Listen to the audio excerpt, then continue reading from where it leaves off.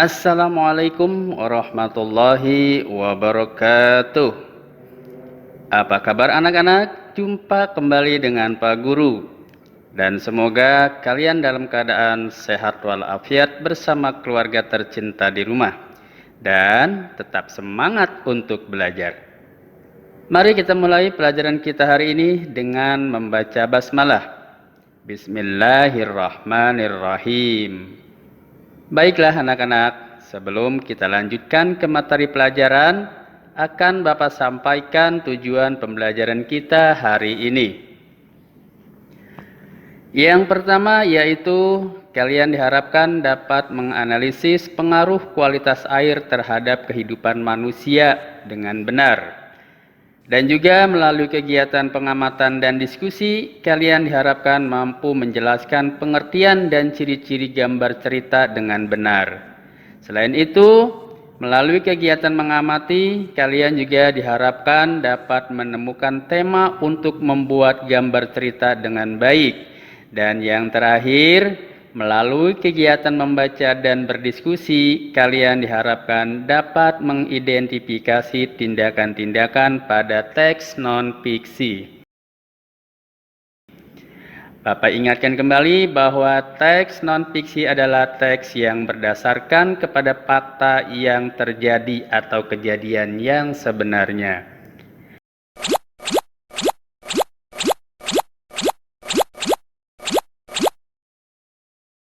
Nah, anak-anak, seperti kita ketahui bahwa air sangat penting bagi kehidupan.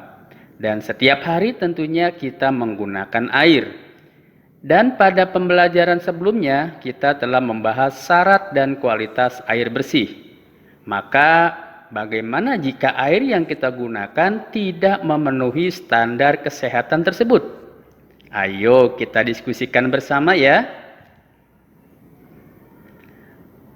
Baiklah anak-anak, sekarang buka buku kalian halaman 104. Silahkan Meli, coba baca soal yang pertama. Baik Pak Guru, apa yang terjadi jika kita mencuci baju menggunakan air yang tercampur minyak? Apa yang terjadi nak jika kita mencuci pakaian dengan air yang tercampur minyak? Jika air yang digunakan mencuci pakaian tercampur minyak, kita harus menggunakan sabun atau deterjen yang lebih banyak supaya minyak tidak menempel pada baju yang dicuci, Pak. Iya, benar. Benar sekali Meli. Selanjutnya pertanyaan berikutnya. Coba sekarang Beni yang membacanya. Apa yang terjadi jika kita minum air yang tercemar kuman penyebab penyakit? Tentunya kita akan terkena penyakit, Pak Guru. Iya, benar. Maka air yang akan kita minum sebaiknya harus dimasak terlebih dahulu dan ditempatkan pada wadah yang tertutup rapat. Pertanyaan selanjutnya silahkan dibaca coba Siti. Baik, Pak. Apa yang terjadi pada ikan-ikan di sungai yang menjadi tempat pembuangan limbah cair dari industri? Limbah cair dari industri mengandung zat berbahaya. Jika limbah itu dibuang ke dalam sungai, kehidupan sungai akan terganggu. Tentu ikan dan tumbuhan sungai akan mati. Benar sekali Siti. Baiklah anak-anak, maka dapat kita simpulkan bahwa kualitas air mempengaruhi kehidupan di bumi, baik bagi manusia, hewan maupun tumbuhan.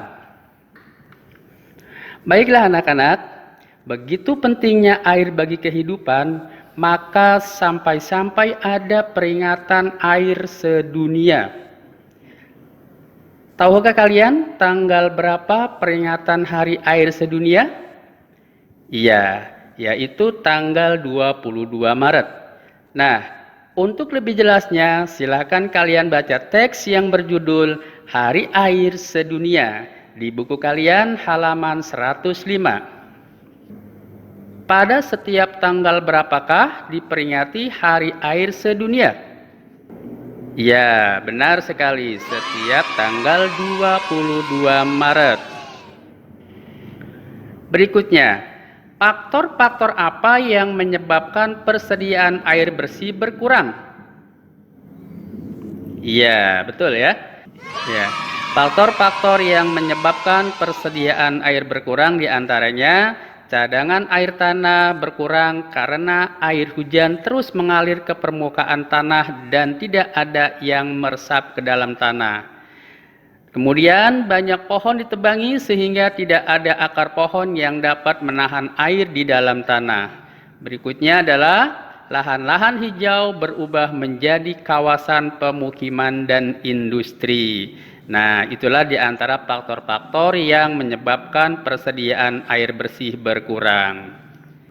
Pertanyaan berikutnya, apa akibat kekurangan air bersih? Ya, betul sekali. Di antara akibat kekurangan air bersih adalah kebutuhan manusia akan air bersih tidak tercukupi. Kemudian hasil panen berkurang dan banyak hewan yang akan mati. Pertanyaan berikutnya, upaya apa yang dapat dilakukan untuk mengurangi krisis air bersih?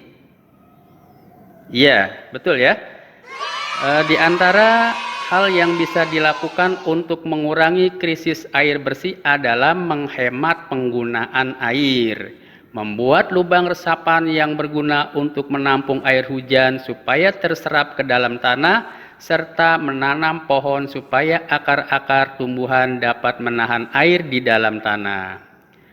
Baiklah anak-anak, ternyata air juga dibutuhkan oleh setiap makhluk hidup, termasuk hewan. Coba perhatikan penggalan cerita bergambar berikut ini di buku kalian halaman 108.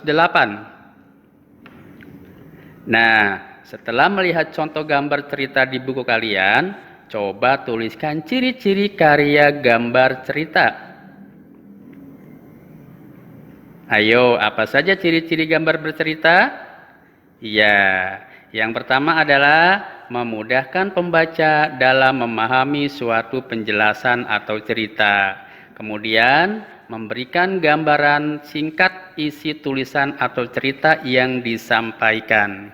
Selain itu, menambah nilai keindahan sajian sebuah tulisan atau cerita. Nah, sebagai tugas akhir untuk kalian, coba kalian buat sebuah karya gambar cerita ya nak. Caranya mudah. Pertama, tentukan satu tema yang kamu pilih untuk membuat gambar cerita. Kamu dapat mengingat-ingat pengalamanmu yang paling berkesan atau kamu dapat mengambil beberapa contoh tema berikut ini. Misalnya, lingkunganku sehat, airku bersih. Atau, aku menjaga sungaiku bersih.